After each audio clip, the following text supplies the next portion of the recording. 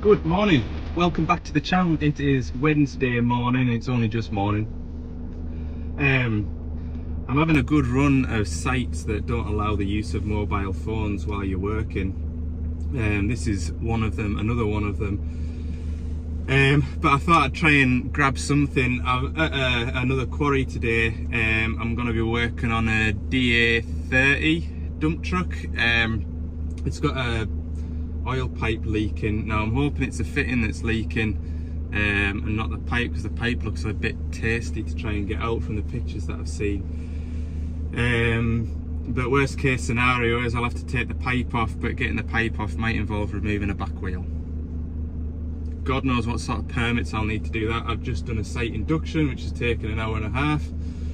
I'm now waiting around for an escort to where the machine is sat.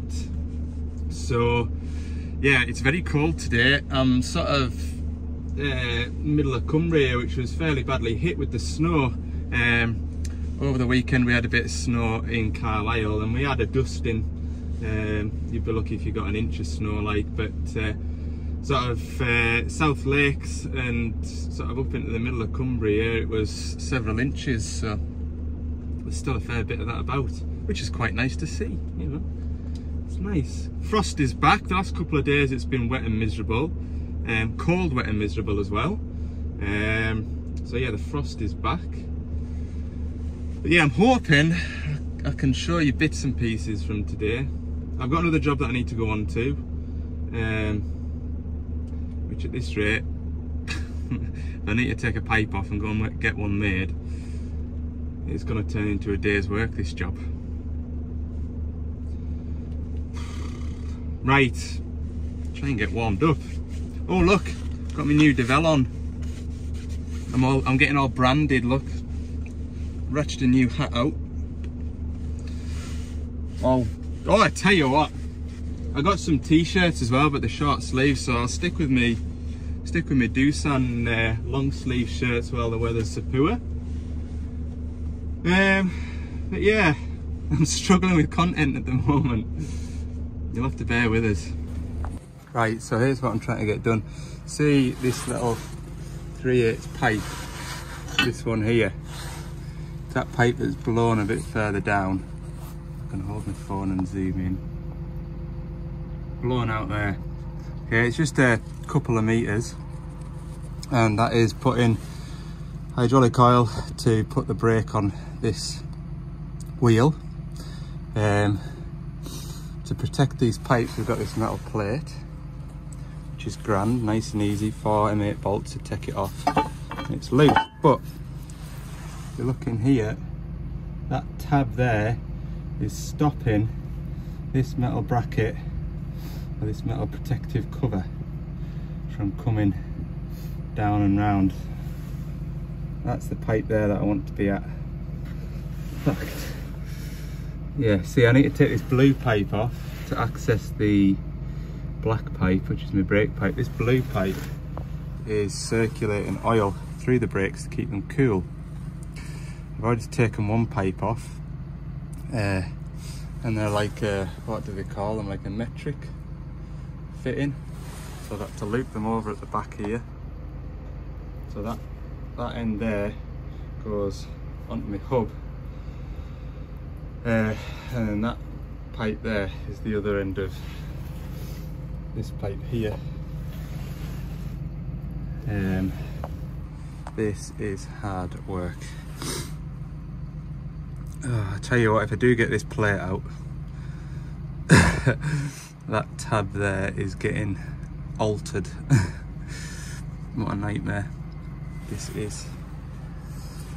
Yeah, I'm having fun. Got it. That is going to be adjusted slightly. Whew. Right, let's rip this pipe off, because there's actually a hose engineer on site, so get this pipe off, it'll save me running out of here and down to the nearest town. That was a pain in the backside. There's this bust at somewhere around here.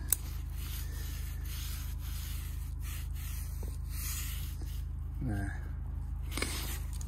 Oh God. There it is. Looks like it's been crushed actually.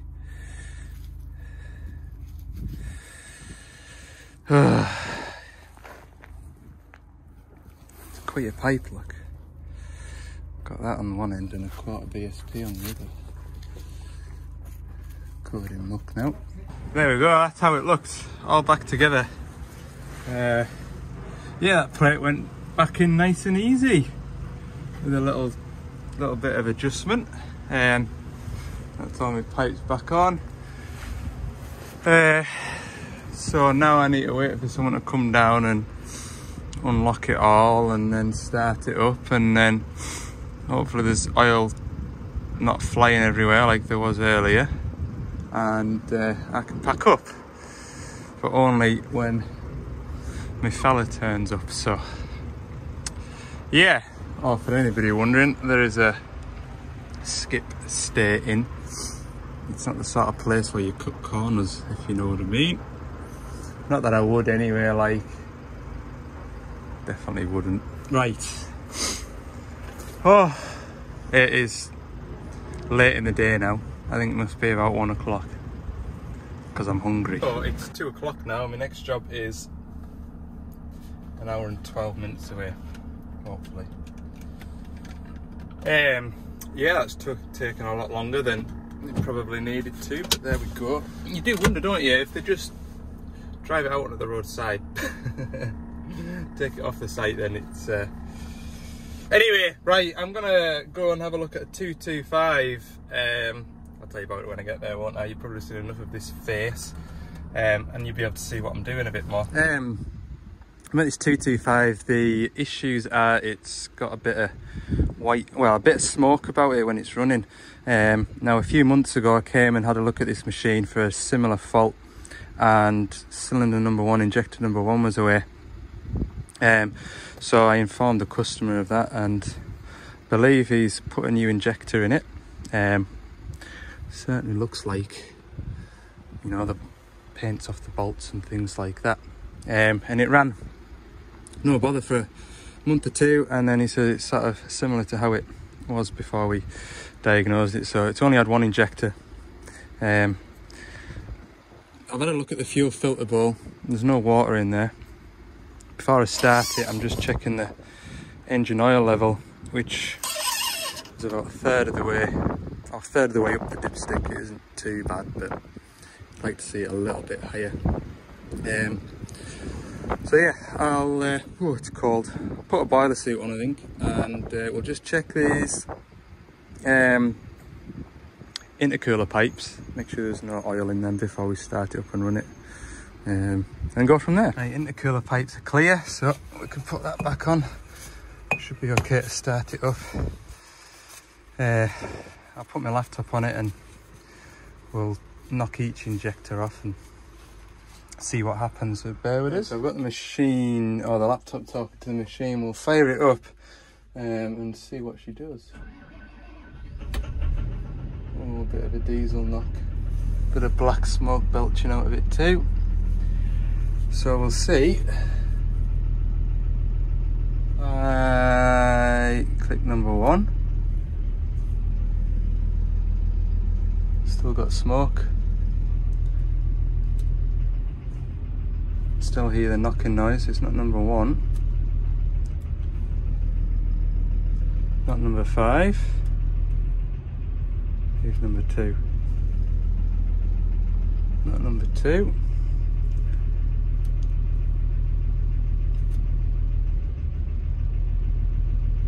Not number 3. Number 4. Could be the other 5, to be fair. 6.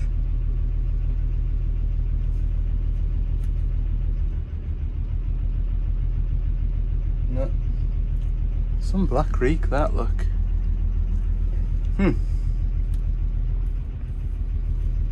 Okay. Graph it and get it to start. Hang on. So if I knock off number 1, if you can hear if I'm quiet.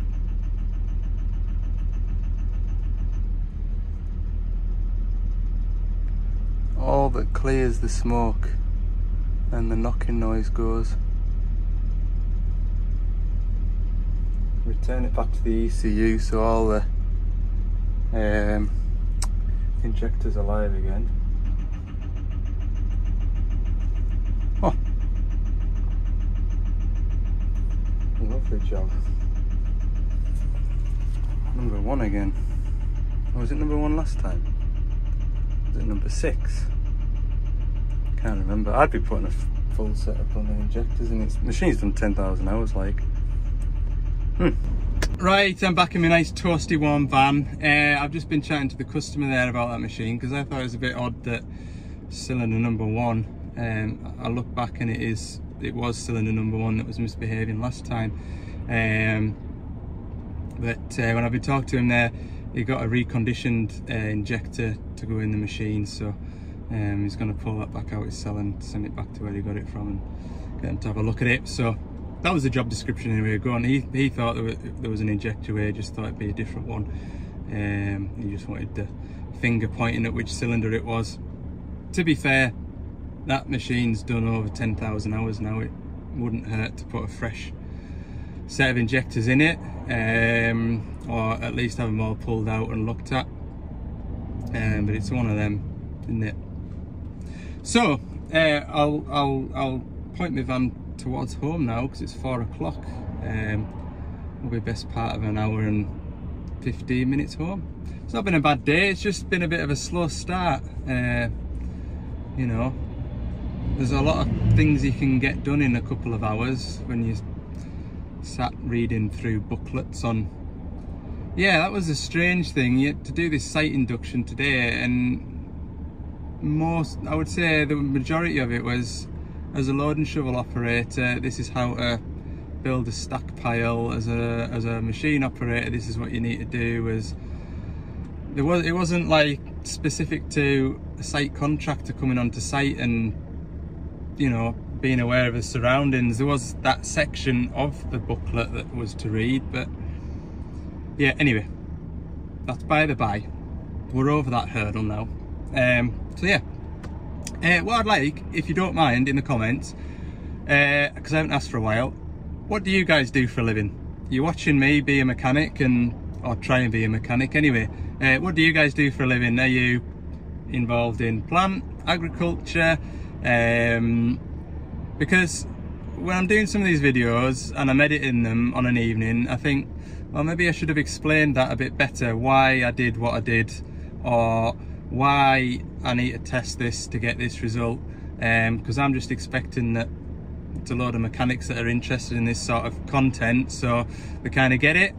And a lot of mechanics watching my videos going, God, I know how not to do that. So put it in the comments this evening when you're watching this video. What do you do for a living? That'd be dead interesting. And where in the world you are as well, watching these videos as well, because yeah, it's a while actually since I've been on the analytics to see sort of where my videos are most popular.